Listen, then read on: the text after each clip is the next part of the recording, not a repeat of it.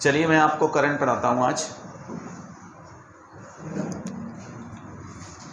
अभी अमेरिकी ओपन हुआ है, तो चारों ग्रैंड स्लैम की हम बात करते हैं।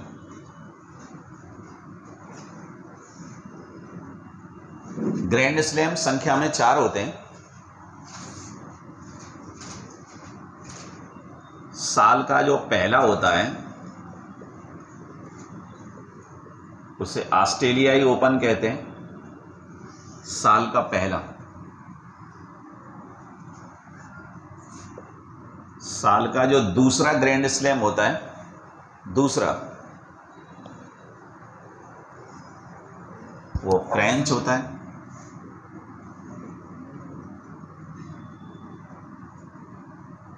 तीसरा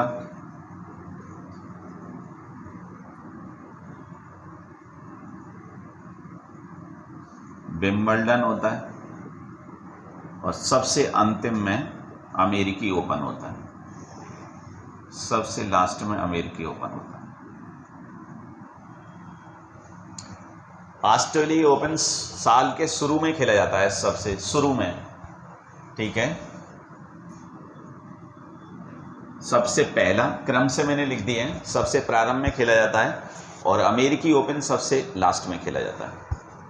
अमेरिकी ओपन सबसे लास्ट में। अगर बात होगी कि ये कब स्टार्ट हुआ, कौन सा, तो सबसे पहले विंबलडन स्टार्ट हुआ। विंबलडन स्टार्ट हुआ 1877 में। उसके बाद अमेरिकी स्टार्ट हुआ 1881 में। अमेरिकी स्टार्ट हुआ 1881 में, और उसके बाद फ्रेंच 1891 में, और सबसे लास्ट में ऑस्ट्रेलियाई ओपन स्टार्ट हुआ 1905 में। सबसे लास्ट में ऑस्ट्रेलियाई ओपन 1905 में। अमेरिकी ओपन हमेशा अगस्त और सितंबर में होता है, और ये साल के पहले महीने में जनवरी में स्टार्ट होता है, ठीक है। तो ऑस्ट्रेलियाई ओपन होता सबसे पहले है, साल में सबसे पहले शुरुआत होती है ऑस्ट्रेलियाई ओपन की, और समापन होता है साल का अमेरिकी ओपन के साथ, ठीक है। मैं चारों के विजेता लिखा देता हूं। ज़्यादातर आपके में एग्जाम में जो है पुरुष एकल आ जाता है और महिला एकल आ जाता है। 2 ही आपको लिखा दूं मैं, आपको 2 ही आपका काम हो जाएगा, ठीक है। तो ऑस्ट्रेलियाई ओपन सन 2022, ये चारों प्रतियोगिताएं मैं आपको लिखाता हूं 2022 में। 22 में किसने जीती चारों प्रतियोगिता? तो ऑस्ट्रेलियाई ओपन सबसे पहले हुआ, और ये जीता राफेल नडाल ने। किसने जीता? राफेल नडाल ने जीता। और महिला एकल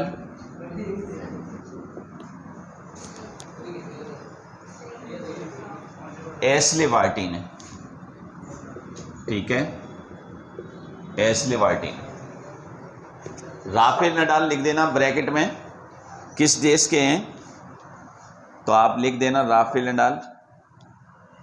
एशले बार्टी ऑस्ट्रेलिया की हैं, एशले बार्टी ऑस्ट्रेलिया की हैं, और राफेल नडाल स्पेन के हैं। स्पेन के ना।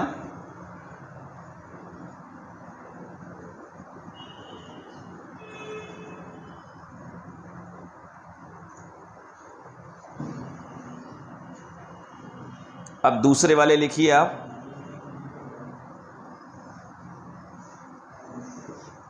फ्रेंच ओपन, ये भी राफेल नडाल ने जीता है, फ्रेंच ओपन, ठीक है। फ्रेंच ओपन भी किसने जीता है? राफेल नडाल ने।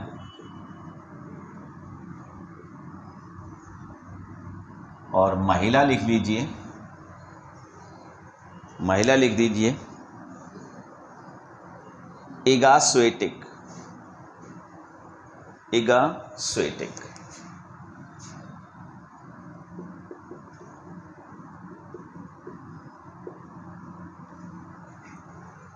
इगा स्विएटेक जो हैं पोलैंड की रहने वाली हैं,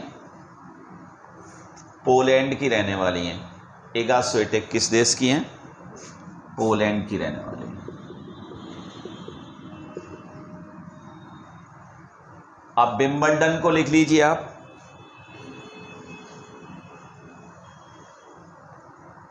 विंबलडन नोवाक जोकोविच ने जीता है। विंबलडन जो पुरुष एकल है वो नोवाक जोकोविच ने जीता है और ये सर्बिया के रहने वाले हैं। ये किसके रहने वाले हैं? सर्बिया के रहने वाले हैं। और महिला एकल जो है एलिना रिवाकिना ने जीता है। एलिना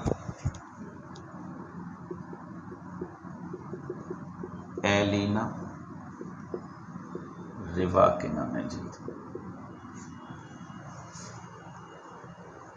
और अब आप अमेरिकी ओपन लिखेंगे। ये पुरुष एकल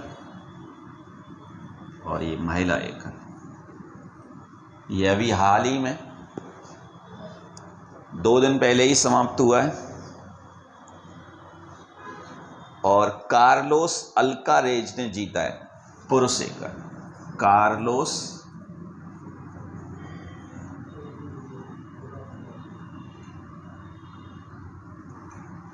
कार्लोस अल्कारेज स्पेन के हैं। ये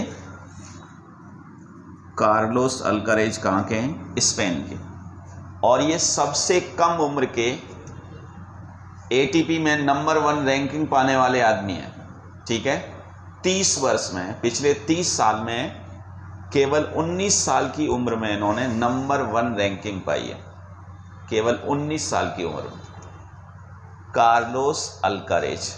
और महिला जो हैं, महिला एकल, अमेरिकी महिला एकल का जो खिताब है वो जीता है इगा स्विएटेक। ये जो ऊपर वाली हैं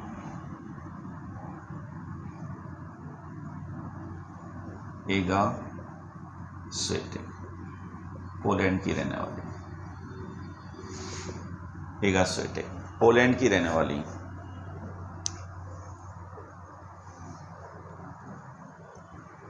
ठीक है, साल में सबसे पहली बार होता है ऑस्ट्रेलियाई ओपन और सबसे लास्ट में होता है अमेरिकी ओपन। साल में पहला होता है ऑस्ट्रेलियाई ओपन और सबसे लास्ट में होता है अमेरिकी ओपन। और ये दोनों ओपन जो हैं हार्ड कोर्ट पर खेले जाते हैं। ऑस्ट्रेलियाई ओपन भी किस कोर्ट पर खेला जाता है? हार्ड कोर्ट पर खेला जाता है। ये भी आ जाते हैं कभी कभार। और अमेरिकी ओपन भी कौन से कोर्ट पर खेला जाता है? हार्ड कोर्ट पर। ठीक है, अब जो फ्रेंच ओपन है, ये फ्रेंच ओपन क्ले कोर्ट, मिट्टी पर खेला जाता है। फ्रेंच ओपन किस पे खेला जाता है? Clay court. इसे अब एक बच गया विंबलडन और ये खेला जाता है ग्रास कोर्ट पर। किस पर? घास के मैदान पर खेला जाता है। ठीक है, सबसे पहले साल का कौन सा? ऑस्ट्रेलियाई ओपन। सबसे लास्ट अमेरिकी ओपन। ठीक है, ऑस्ट्रेलियाई ओपन की शुरुआत सबसे लास्ट में हुई। कब? 1905 में। सबसे लास्ट में कब हुई? 1905 में। ऑस्ट्रेलियाई भी खेला जाता है हार्ड कोर्ट पर, अमेरिकी भी खेला जाता है हार्ड कोर्ट पर। ठीक है, जो फ्रेंच ओपन है ये मिट्टी पर, इसे क्ले कोर्ट बोलते हैं। और विंबलडन खेला जाता है ग्रास कोर्ट पर। ठीक है, सबसे पहले जिसकी शुरुआत हुई वो विंबलडन 1877 में। सबसे पहले कौन से ग्रैंड स्लैम की शुरुआत हुई? विंबलडन की। और सबसे लास्ट में ऑस्ट्रेलियाई की। सारे लिखे। ऑस्ट्रेलियाई ओपन में पुरुष एकल राफेल नडाल ने जीता, महिला एकल एशले वार्टी ने जीता। इन्हें नहीं, एशले वार्टी ने हाल में संन्यास ले लिया है। नंबर 1 रैंकिंग रहते हुए संन्यास लिया। किसने? एशले वार्टी ने। ऑस्ट्रेलिया की रहने वाली हैं। कौन? एशले बार्टी, ऑस्ट्रेलिया की रहने वाली हैं एशले बार्टी, ठीक है। और अमेरिकी ओपन कार्लोस अल्कारेज और Iga Swiatek. Iga Swiatek Poland की हैं और कार्लोस स्पेन के हैं। एक बात और, कहाँ खेला जाता है, कौन सा खेला जाता है, शुरुआत किसकी पहले हुई और किसकी लास्ट में। अब एक बात और, अगर पूछा जाए ग्रैंड स्लैम क्या होते हैं, अगर पूछा जाए कि ग्रैंड स्लैम क्या होते हैं, तो एक ही कैलेंडर वर्ष में अगर कोई ये चारों खेल जीतता है एक ही कैलेंडर वर्ष में, तो उसे कहा जाता है ग्रैंड स्लैम। लिखें, एक ही कैलेंडर वर्ष में अगर कोई चारों प्रतियोगिताओं को जीतता है तो उसे क्या कहते हैं? ग्रैंड स्लैम कहते हैं। और एक होता है गोल्डन स्लैम। एक क्या होता है? ये गोल्डन स्लैम होता है। ये एक ही कैलेंडर वर्ष, ये वाला एक ही कैलेंडर वर्ष में चारों जीतने पर तो क्या होगा? Grand slam. और अगर किसी भी खिलाड़ी ने चारों ग्रैंड स्लैम भी जीते हैं और साथ में ग्रीष्मकालीन ओलंपिक में स्वर्ण पदक जीता है, मतलब चारों ग्रैंड स्लैम भी जीते हैं और उसी वर्ष ओलंपिक में क्या जीता है? जो ग्रीष्मकालीन ओलंपिक, कौन सा? ग्रीष्मकालीन ओलंपिक में लॉन टेनिस में क्या जीता है? स्वर्ण पदक। लॉन टेनिस में क्या जीता है? स्वर्ण पदक अगर जीता है तो उस खिलाड़ी को क्या कहा जाता है? गोल्डन स्लैम कहा जाता है। उस खिलाड़ी को क्या कहा जाता है? गोल्डन स्लैम कहा जाता है। एक महिला खिलाड़ी स्टेफी ग्राफ का नाम आपने सुना होगा। स्टेफी ग्राफ, वो पहली महिला गोल्डन स्लैम थी। क्या नाम था उनका? Steffi Graf. क्या नाम था? Steffi Graf. ये पहली महिला गोल्डन स्लैम थी, स्टेफी ग्राफ। पहली महिला गोल्डन स्लैम थी। कौन? Steffi Graf.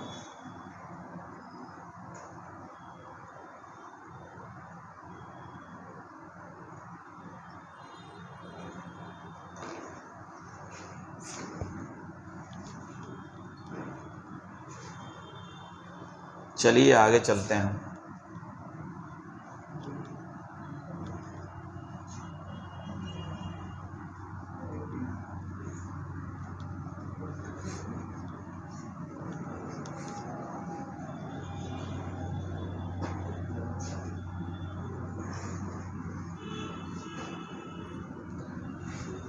अभी भारत के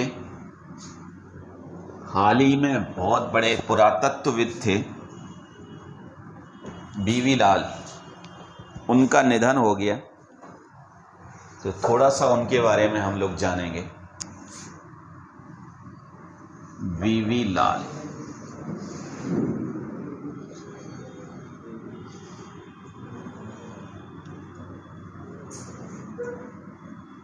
जाने माने पुरातत्वविद थे ये, और भारत के ASI के archaeological survey of India, ASI के हेड भी रहे।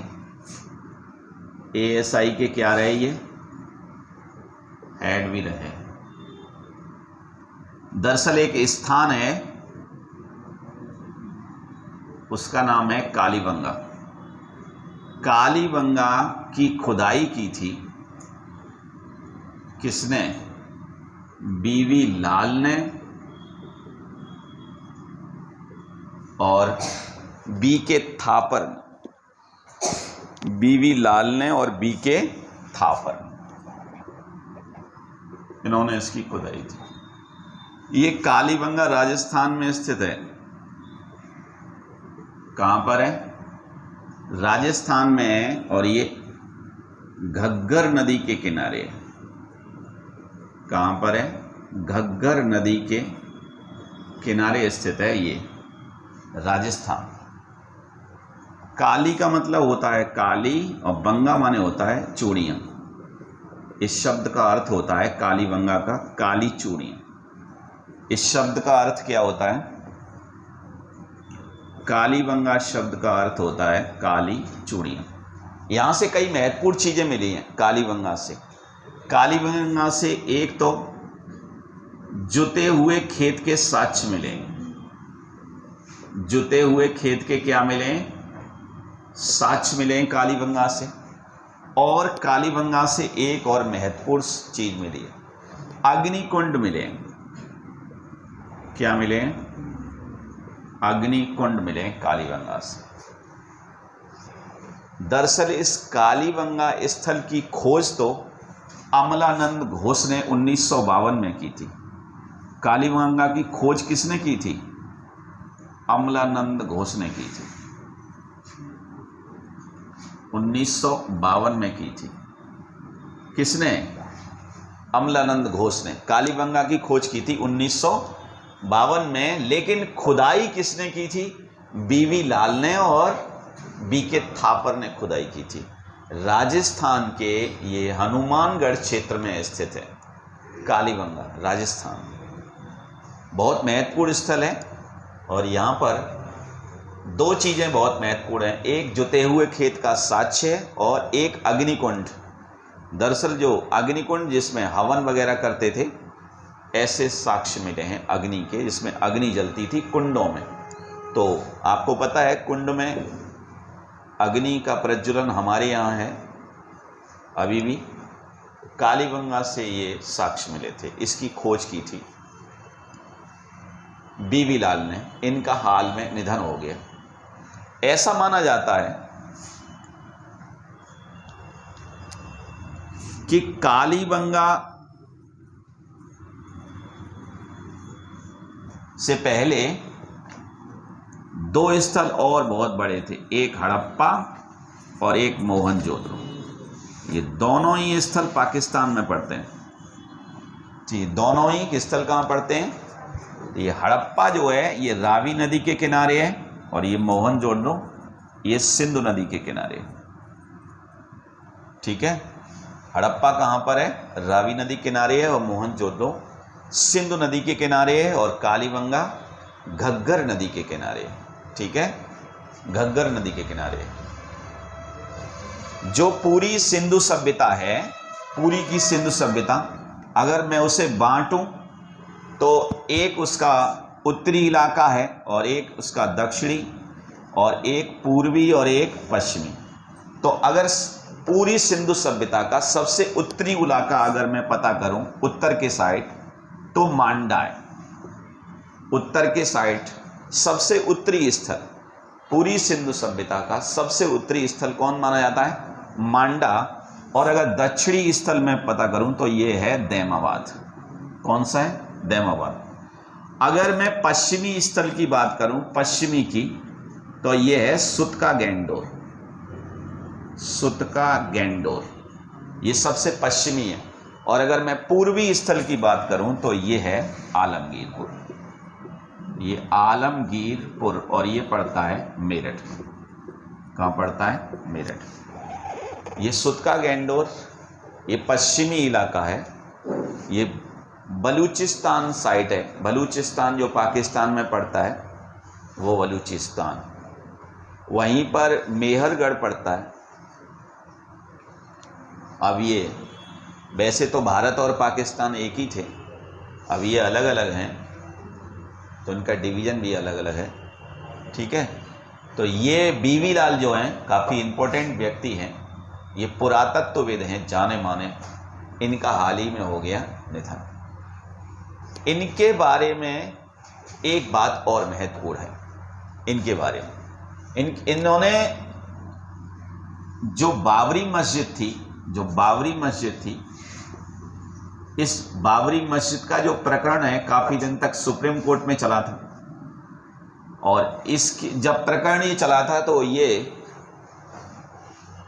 एएसआई को भी जिम्मेदारी दी गई थी कोर्ट के द्वारा कि वो साक्ष्य निकाले वो साक्ष्य प्रस्तुत करे कि इस मस्जिद के नीचे मंदिर के अवशेष हैं भी या नहीं। तो बीवी लाल ने बताया था 1970 के दशक के आसपास, बीवी लाल ने बताया था कि इस मस्जिद के नीचे मंदिर के अवशेष हैं। तो ये बात काफ़ी महत्वपूर्ण थी उस समय। किसके अवशेष हैं? मंदिर के अवशेष। ये मस्जिद बाबरी मस्जिद कही जाती है ना। और इस मस्जिद को बाबर के एक सेनापति थे। किसके सेनापति? बाबर के सेनापति थे।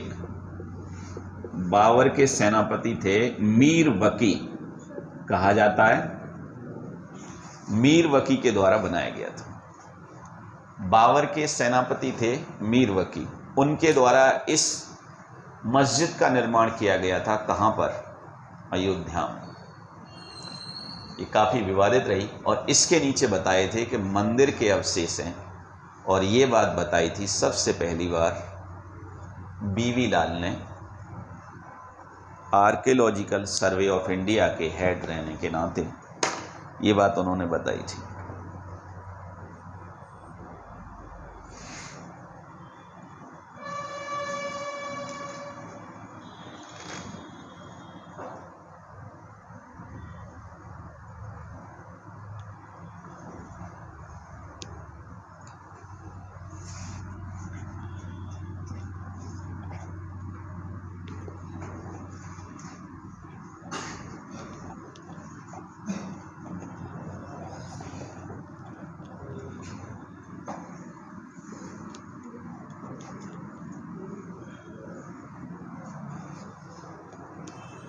पॉइंट डालिए।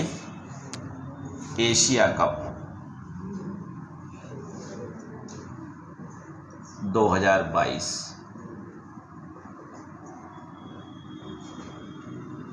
इसका आयोजन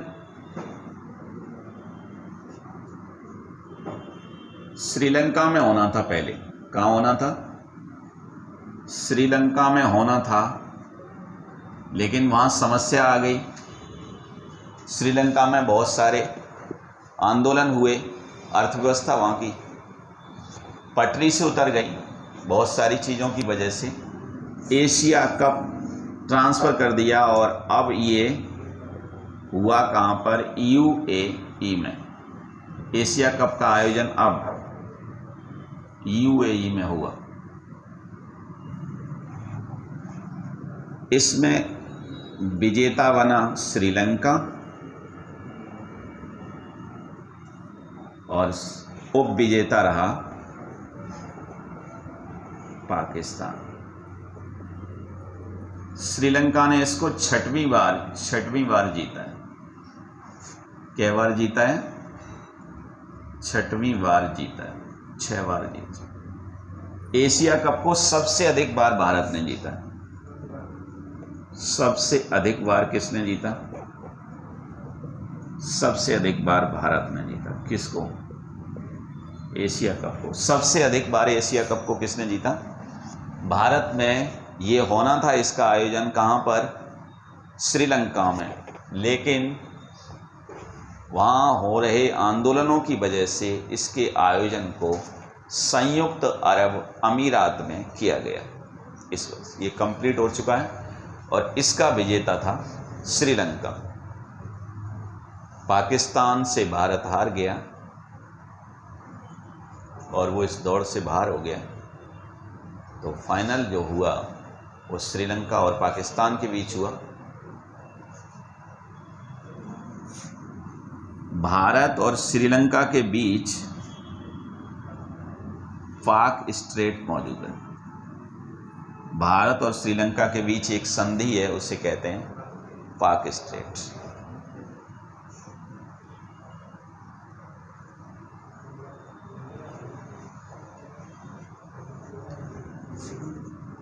कुछ प्रतियोगिताएं आ जाती हैं किससे संबंधित है, जैसे डूरंड कप है, चैंपियंस ट्रॉफी है। ये डूरंड कप फुटबॉल से संबंधित है, चैंपियंस ट्रॉफी ये क्रिकेट से संबंधित है,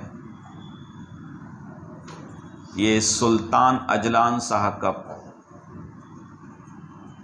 सुल्तान अजलान शाह कप, ये हॉकी से संबंधित है।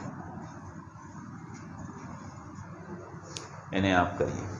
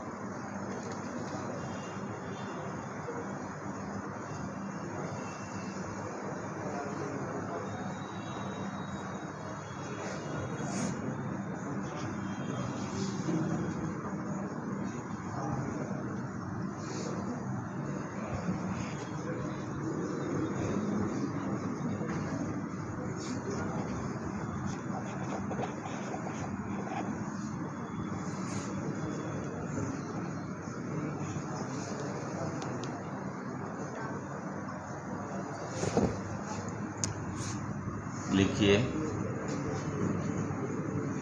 एलिजाबेथ द्वितीय।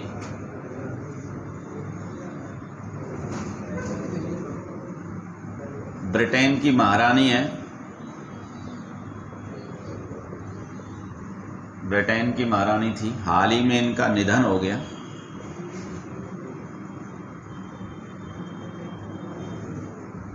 उन्नीस 1926 में इनका जन्म हुआ था और इनकी निधन की सूचना के लिए, महारानी की निधन की सूचना के लिए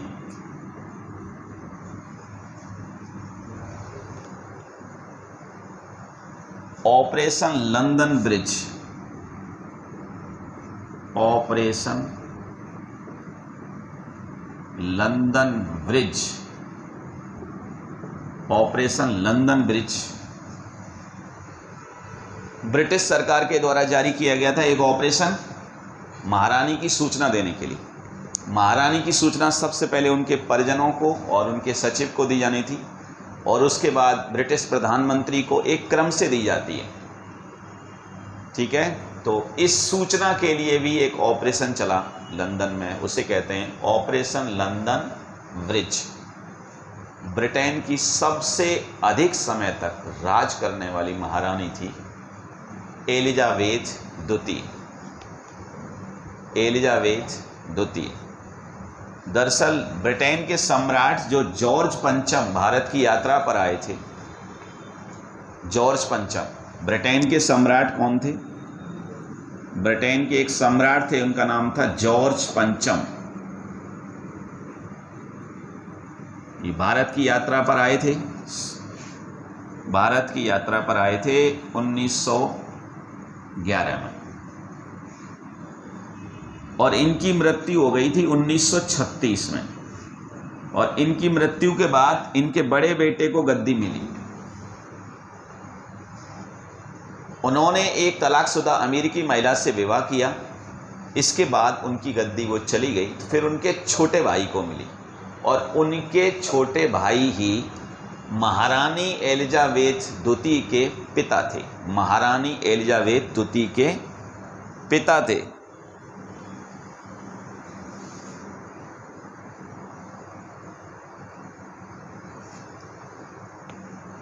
उनका नाम था किंग जॉर्ज 6 और इनके बाद गद्दी के लिए मिली थी महारानी एलिजाबेथ द्वितीय को। महारानी एलिजाबेथ द्वितीय को मिली थी।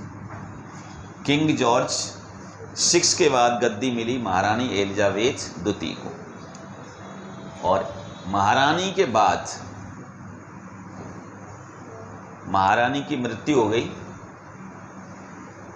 महारानी सबसे पहले 25 वर्ष की आयु में ही महारानी बनी थी। 25 वर्ष की आयु में गद्दी मिली इन्हें महारानी की।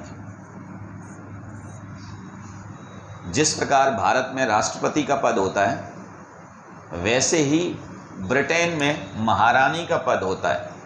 भारत का राष्ट्रपति निर्वाचित होता है जबकि ब्रिटेन में राजा या रानी का पद आनुवंशिक रूप से उन्हें प्राप्त मिलता है, आनुवंशिक रूप से मिलता है। ये दोनों पद होते तो एक ही, जैसे भारत का राष्ट्रपति होता है वैसे ही ब्रिटेन की महारानी। दोनों में एक फर्क है, ये आनुवंशिक रूप से चुनी जाती हैं। महारानी का जो चुनाव होता है वो आनुवंशिक, जो भी राजा या रानी होगा उसकी जो बड़ी संतान होगी वो ही ब्रिटेन की महारानी बनेगी, या पुत्र होगा तो वो राजा बनेगी। लेकिन भारत में जो राष्ट्रपति का चुनाव होता है आनुवंशिक तरीके से नहीं बनता। ये बड़ा फर्क है दोनों। ब्रिटेन की महारानी के बाद ब्रिटेन में गद्दी मिली किंग्स चार्ल्स तृतीय को, तो ये भी लिख लेना, Kings Charles third, Kings Charles third. महारानी के बाद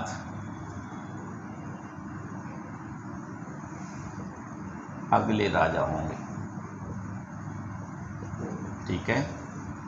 महारानी के बाद अगले शासक कौन होंगे? Kings Charles third. महारानी के बाद अगले शासक होंगे किंग्स चार्ल्स थर्ड।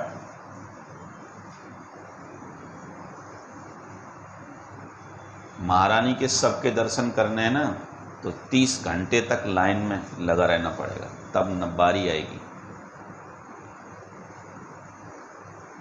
बहुत बड़ा हुजूम उनके दर्शनों के लिए सड़कों पर आया हुआ है, बहुत बड़ा।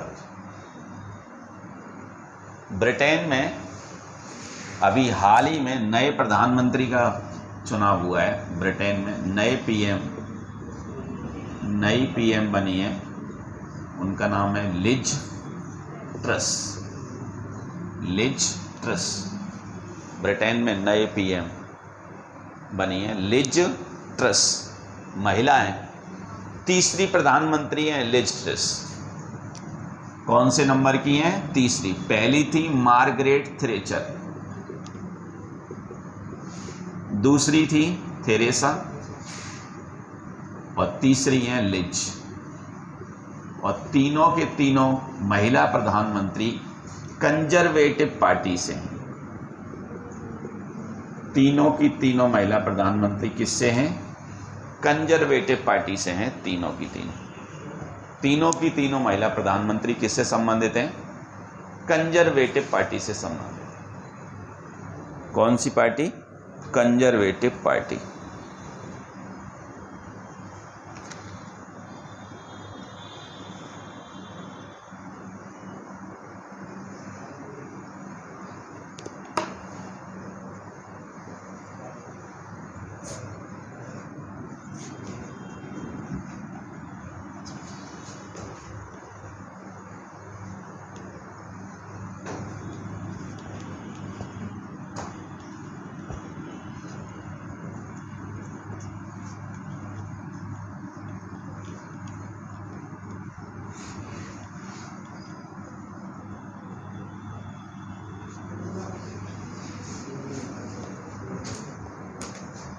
हेडिंग डालिए प्रोजेक्ट 70A।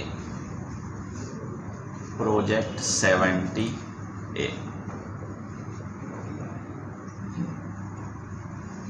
इस प्रोजेक्ट के तहत 7 स्टील्थ फ्रिगेट का निर्माण होना है। 7 स्टील्थ फ्रिगेट का निर्माण होना है।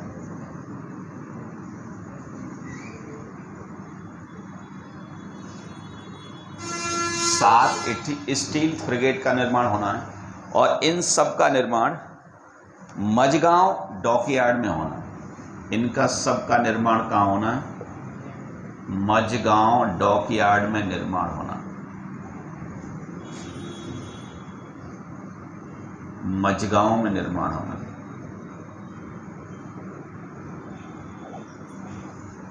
मझगांव डॉकयार्ड में निर्माण होना है। और इस क्रम का पांचवां स्टील फ्रिगेड है, पांचवां, उसका नाम है INS तारागिरी। INS तारागिरी, ठीक है। तो पांचवां, 7 बनने टोटल। ये युद्धपोत है, ये क्या है, युद्धपोत हैं। ये बहुत मजबूत होते हैं और ये रडार की पकड़ में ना आए, इस हिसाब से इन्हें बनाया जाता है।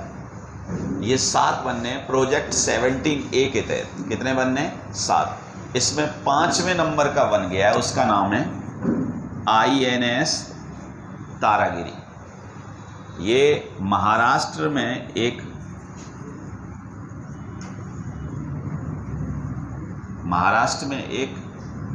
पहाड़ी के नाम पर इसका नाम रखा है। महाराष्ट्र में एक पहाड़ी के नाम पर इसका नाम रखा है, INS Taragiri.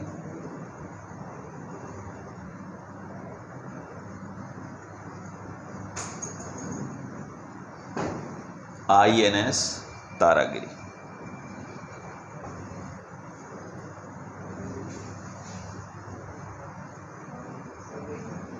INS Taragiri.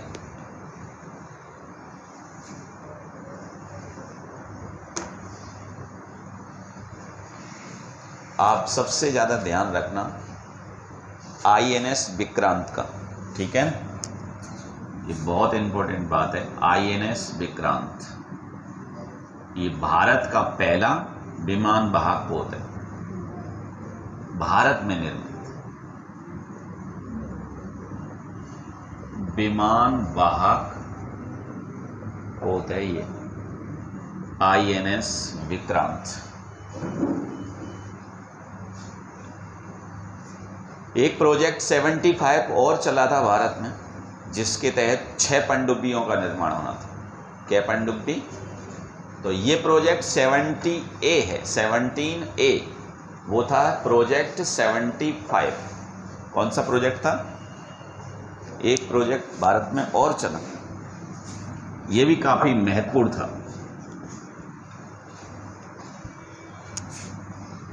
Project 75। इसके तहत कितनी पनडुब्बी बननी थी? 6 पनडुब्बियों का निर्माण होना था।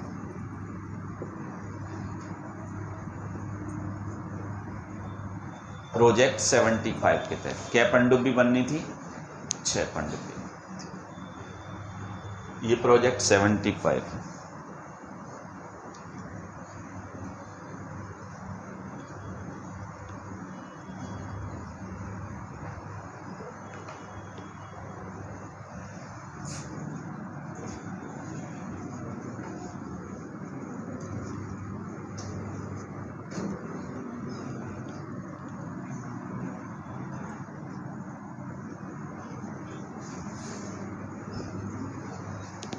लिखिए, अंतर्राष्ट्रीय डेयरी संघ, अंतर्राष्ट्रीय डेयरी संघ विश्व डेयरी सम्मेलन।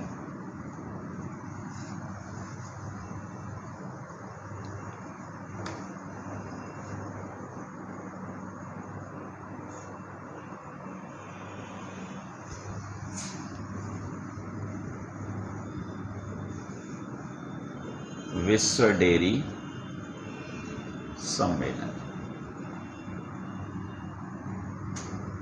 भारत के प्रधानमंत्री ने इसका उद्घाटन किया। भारत के PM ने इसका क्या उद्घाटन किया?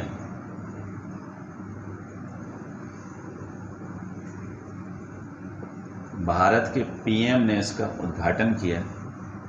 और ये कहाँ हो रहा है? उत्तर प्रदेश के नोएडा में हो रहा है।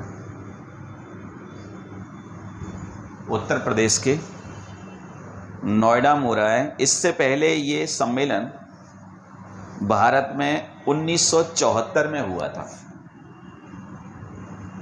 पहली बार भारत में ये सम्मेलन 1974 में हुआ था। 1974 में हुआ था।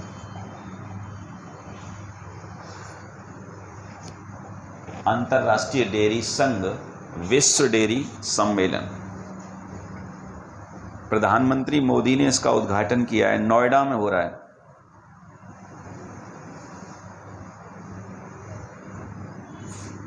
कहाँ पे हो रहा है? नोएडा में। जो दुग्ध उत्पादन है उसे श्वेत क्रांति के नाम से जाना जाता है। श्वेत क्रांति। इसे ऑपरेशन फ्लड भी कहा जाता है। इसे ऑपरेशन फ्लड भी कहा जाता है।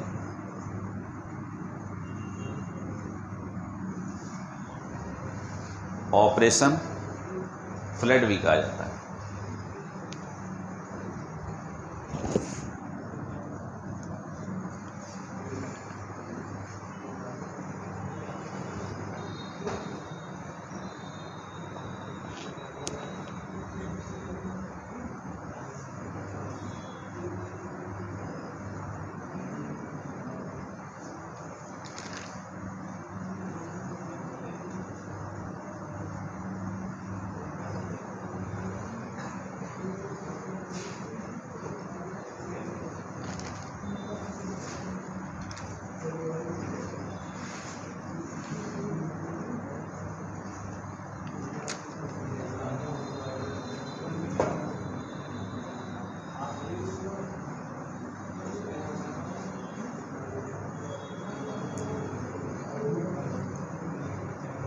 हेडिंग जानिए, विश्व आर्थिक स्वतंत्रता सूचकांक।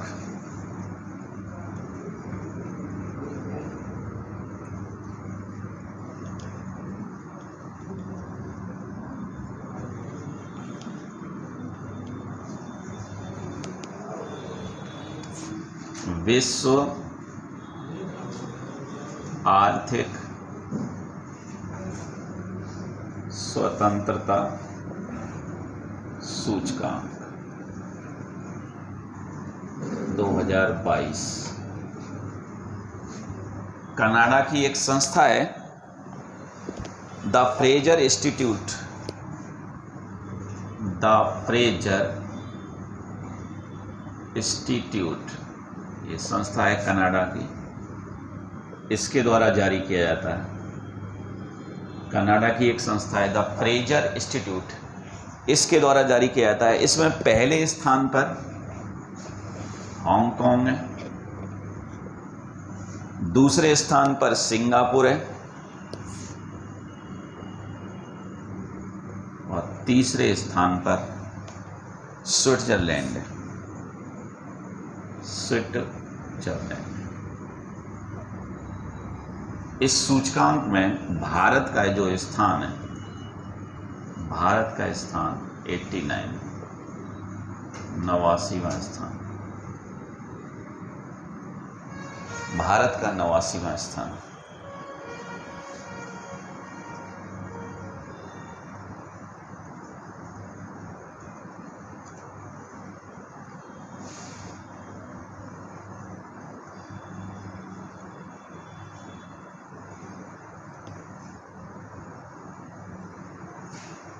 भारत का स्थान 89।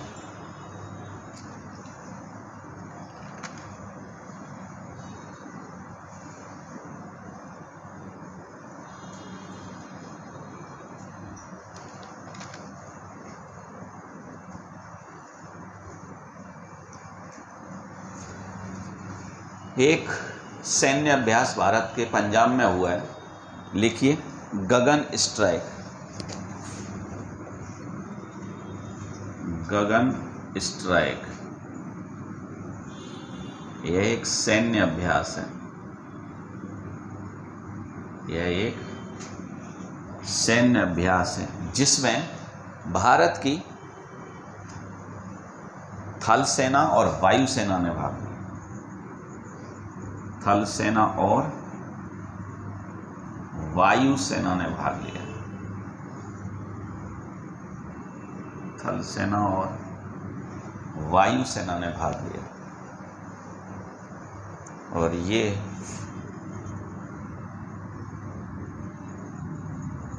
भारत के पंजाब राज्य में हुआ।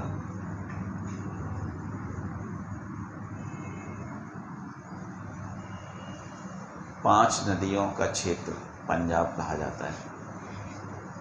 पांच नदियों का जो स्थान है उसे पंजाब कहते हैं। अभी हाल ही में भारत की राष्ट्रपति के द्वारा एक निक्षय योजना की शुरुआत भी हुई थी। निक्षय, कौन सी योजना?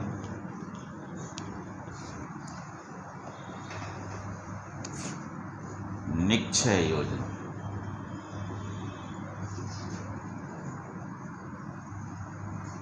भारत की राष्ट्रपति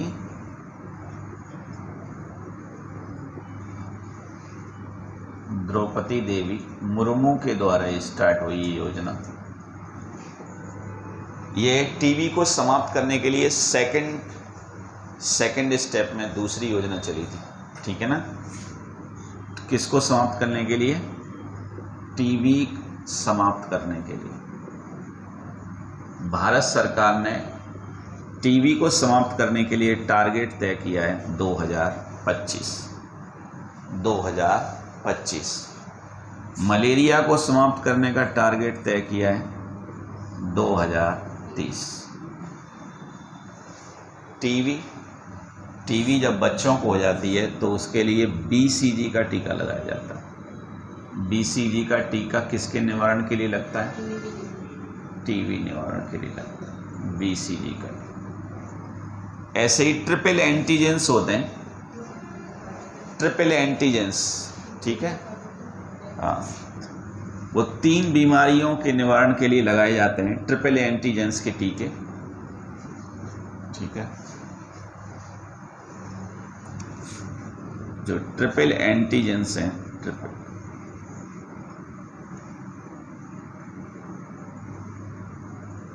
जो टीके लगते हैं उसमें 3 बीमारियां होती हैं, काली खांसी,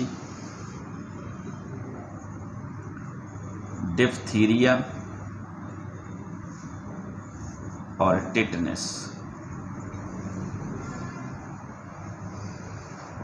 3 बीमारियों के।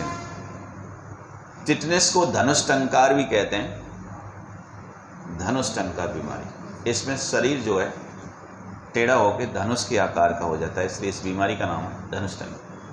तो निक्षय योजना भारत की राष्ट्रपति द्रौपदी देवी मुर्मू ने अभी शुरू की टीबी के समाप्त करने के लिए। टीबी को समाप्त करने का टारगेट है भारत सरकार का 2025 तक भारत से टीबी समाप्त करनी है हर हालत में। मलेरिया को समाप्त करना है 2030 तक। पोलियो भारत से समाप्त हो चुका है, पोलियो भारत से समाप्त हो चुका है, ठीक है। और पोलियो का टीका किसने बनाया था? पोलियो का जो टीका था वो किसने बनाया था? जॉन साल्क ने बनाया था पोलियो का टीका, ठीक है। भारत में पहला टीका किसने तैयार किया था? भारत में पहला टीका किसने तैयार किया था? एडवर्ड जेनर ने तैयार किया था। एडवर्ड जेनर ने तैयार किया था भारत में पहला टीका।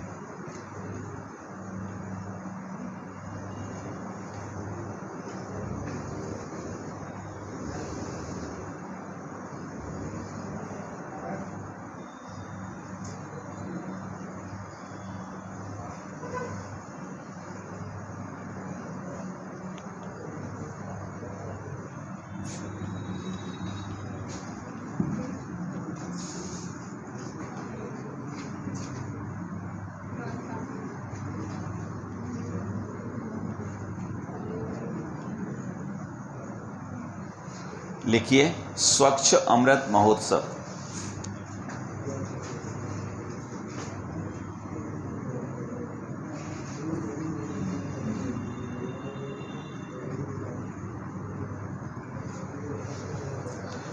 दो अक्टूबर 2014 को प्रधानमंत्री जी ने भारत में स्वच्छ भारत मिशन की शुरुआत की थी कि नहीं? 2 अक्टूबर 2014 को प्रधानमंत्री जी ने भारत में स्वच्छ भारत मिशन की शुरुआत की थी। 2 अक्टूबर 2019 को इसका एंड कर दिया। 2 अक्टूबर 2019 को इसका क्या हो गया? ये समाप्त हो गई। अभी साल कौन सी चल रही है? 2022। और 2022 से लेकर 14 से लेकर 22 तक कितने साल हो गए? 8 वर्ष। तो इस योजना को 8 वर्ष पूरे होने के उपलक्ष्य में जो स्वच्छ भारत मिशन है, इस योजना को 8 वर्ष पूरे होने के उपलक्ष्य में स्वच्छ भारत मिशन स्वच्छ अमृत महोत्सव की शुरुआत हुई है। स्वच्छ अमृत महोत्सव की शुरुआत हुई है।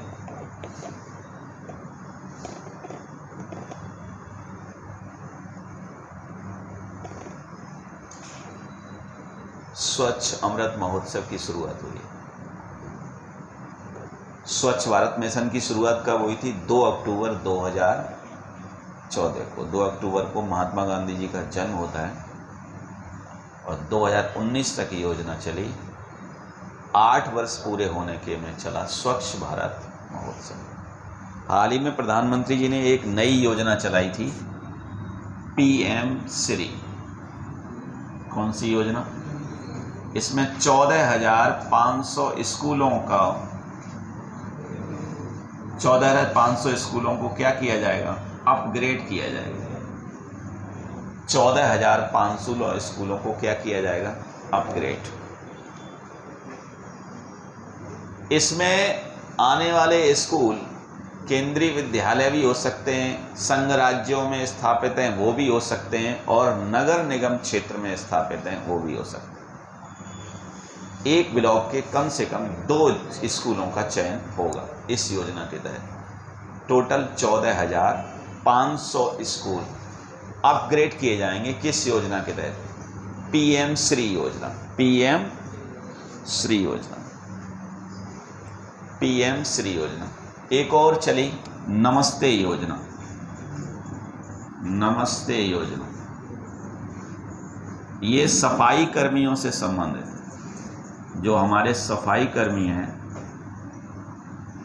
उनके कल्याण के लिए चलाई गई। सफाई कर्मियों से संबंधित, सफाई कर्मियों के बेहतर जीवन हेतु, उनका बेहतर जीवन करने के लिए एक योजना चली थी, नमस्ते।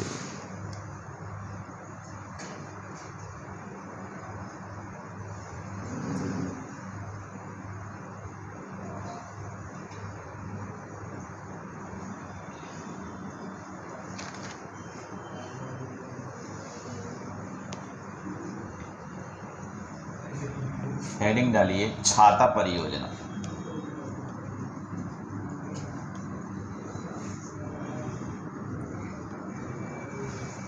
छाता परियोजना उड़ीसा सरकार ने शुरू की है। ये जानते हैं आप, छाता का इस्तेमाल बारिश में होता है तो वर्षा के जल के संरक्षण के लिए, वर्षा के जल के संरक्षण के लिए, वर्षा के जल के संरक्षण के लिए उड़ीसा सरकार ने शुरू की।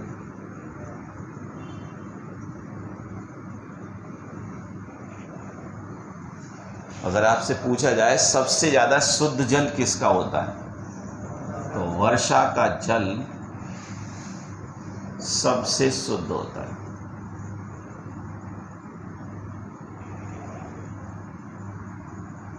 वर्षा का जल सबसे शुद्ध होता है। और उड़ीसा में शुरू की है, और इसी उड़ीसा की हमारी राष्ट्रपति मुर्मू जी हैं। उड़ीसा में एक जगह है मयूरभंज, कोयला उत्पादक क्षेत्र है, बहुत मेजर कोयला उत्पादक होता है मयूरभंज में, वहीं की हैं भारत की राष्ट्रपति। उड़ीसा में सिमलीपाल और भीतरकनिका दो राष्ट्रीय उद्यान भी हैं। सिमलीपाल और भीतरकनिका दो राष्ट्रीय उद्यान भी हैं। कहाँ पर? उड़ीसा में। और उड़ीसा में एक स्टेडियम भी है, बिरसा मुंडा स्टेडियम। ये हॉकी का सबसे बड़ा स्टेडियम है। उड़ीसा में एक स्टेडियम भी है। उड़ीसा में बिरसा मुंडा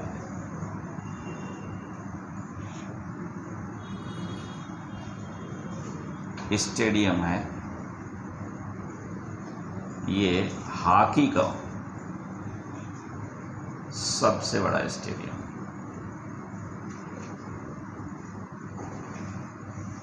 हॉकी का सबसे बड़ा स्टेडियम।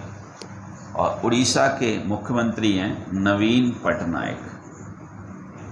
नवीन पटनायक यहाँ के सीएम हैं। इनके पिताजी थे बीजू पटनायक, वो भी उड़ीसा के सीएम रहे हैं। बीजू पटनायक, बीजू जनता दल उनकी पार्टी का नाम था, और बड़ी पार्टी है उनकी। बहुत दिनों से ये उड़ीसा के सीएम हैं नवीन पटनायक। इनके पिताजी भी थे उड़ीसा। और यही हॉकी का सबसे बड़ा स्टेडियम बनाया गया है, जिसे कहते हैं बिरसा मुंडा स्टेडियम। बिरसा मुंडा स्टेडियम। और इसी उड़ीसा में 2023 में हॉकी का वर्ल्ड कप भी होगा। 2023 में हॉकी का वर्ल्ड कप भी कहाँ होगा? उड़ीसा में होगा। 2023 में हॉकी का वर्ल्ड कप भी कहाँ होगा?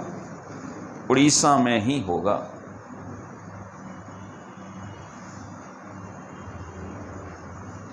दो 2023 में हॉकी का वर्ल्ड कप भी कहाँ होगा? उड़ीसा में ही होगा। हॉकी का वर्ल्ड कप कहाँ होगा? उड़ीसा में ही होगा।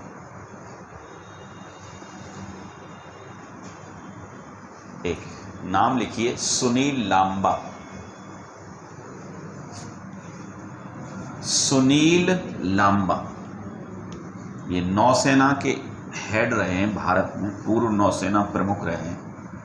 और इन्हें सिंगापुर के द्वारा एक पुरस्कार दिया गया है, Sunil Lamba.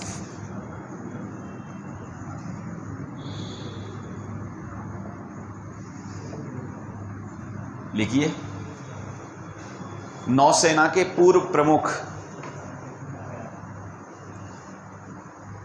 Meritorious service medal, meritorious service medal, meritorious service medal दिया गया है सिंगापुर के द्वारा। किसके द्वारा दिया गया है? सिंगापुर के द्वारा। किनको? सुनील लांबा को मेरिटोरियस। भारत और सिंगापुर के संबंधों को बेहतर बनाने के लिए इन्होंने काम किया था।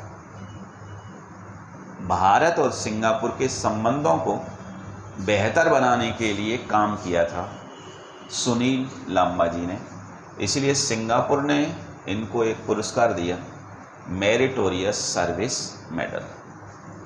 भारत और सिंगापुर के बीच दो एक्सरसाइज होती हैं, एक सिम्बैक्स और एक सिटमैक्स। एक होती है सिम्बैक्स और एक सिट मैक्स,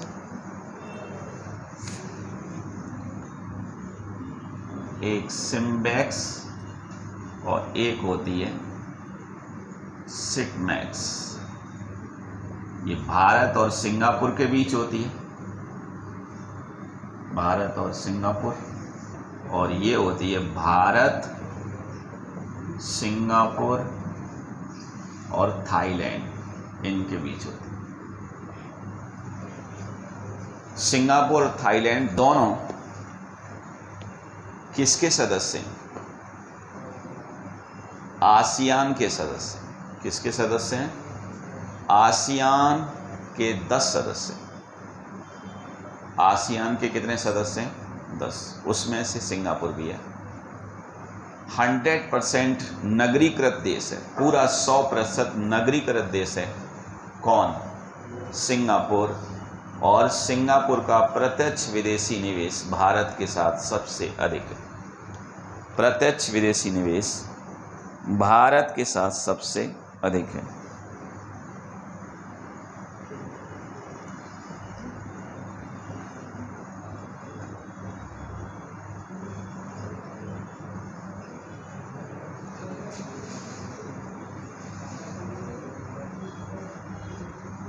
भारत के साथ सबसे अधिक है।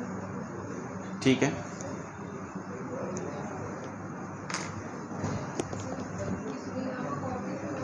ये नौसेना के हेड थे।